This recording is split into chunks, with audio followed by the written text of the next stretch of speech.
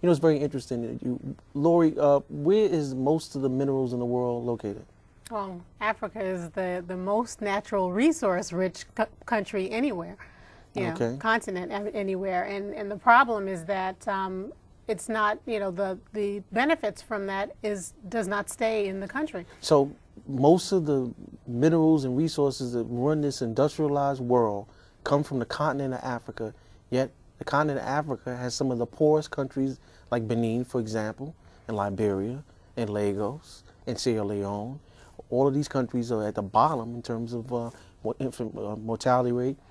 Even if you look at a country that we're going to talk about in a minute, Zimbabwe. Did you know that Zimbabwe, the mortality rate for adults is 37 for men and 35 for women?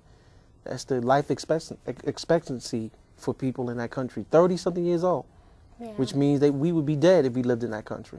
Well, yeah, we would have been dead for a while. Speak for yourself.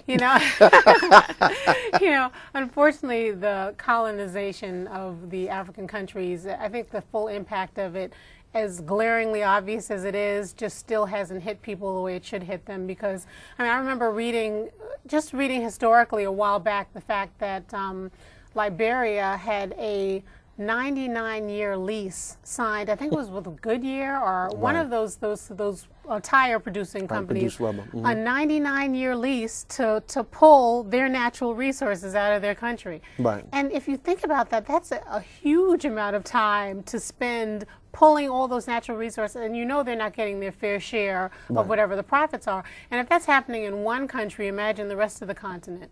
Well, somebody said something, and I guess it was a very simplistic idea.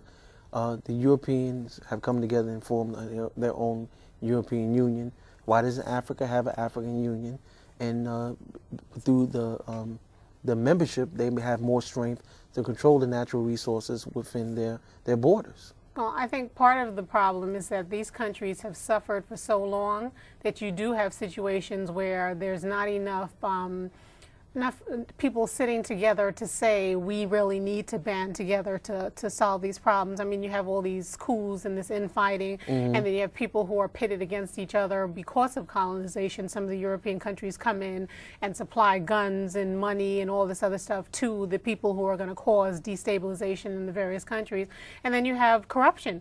You have people who haven't seen money and who've come from starving situations to all of a sudden you're of a certain stature, and they start funneling money into your pocket to the detriment of the people that you're serving or you're supposed to be serving. So, it's unfortunate. And I really think that Africa gets a bad rap in that area because, you really have to understand that people do stuff in desperate times because of desperation. And if you have individuals who've never seen money and then all of a sudden they get money, they are going to lose sight of the fact of some of the cultural differences that they've had with other countries, where they look at the fact that the good of the individual is, or the good of the whole is as important as the good of the individual, where they now get the cultural, their cultural ideas are they leave them, and they now look at themselves as being the pinpoint of, now I have money, so it's okay. Doesn't matter what happens for the rest of the people. Well, so again, most of the world's natural resources for manufacturing and running this whole industrialized world is in Africa.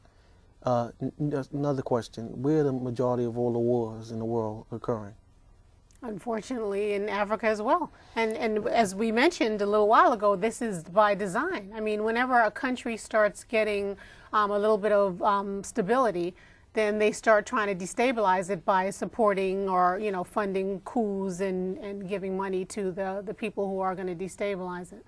It's very interesting because when we spoke about Kenya, for example, and we talked about the conflict that was going on there, they kept dividing people into this whole, unit called a tribe. And then when you speak to people in the country, at least when I watched from the BBC and a couple of the TV programs, they were like, well, we don't like that word tribe. That's your word, we look at it as something different. And they said that, there's so many different cultural differences that's where the problem is, that people with different languages and different beliefs are trying to find a way to struggle to get along. And then here you come with these corporations and these governments that come in and they help to continually destabilize these countries. One of the major examples of one of the most destabilized countries is Somalia. And people say, well, Somalia, well, what about Somalia? Why would we care about that? Do you even know what Somalia is? Right next to Ethiopia, if you didn't know. Right, okay. And why is that important, Lori? Well, I'm going to tell you. I'm going to tell you the answer to that. Because of the destabilization of Somalia, guess who has decided to come and set up shop and train in terrorists in that area?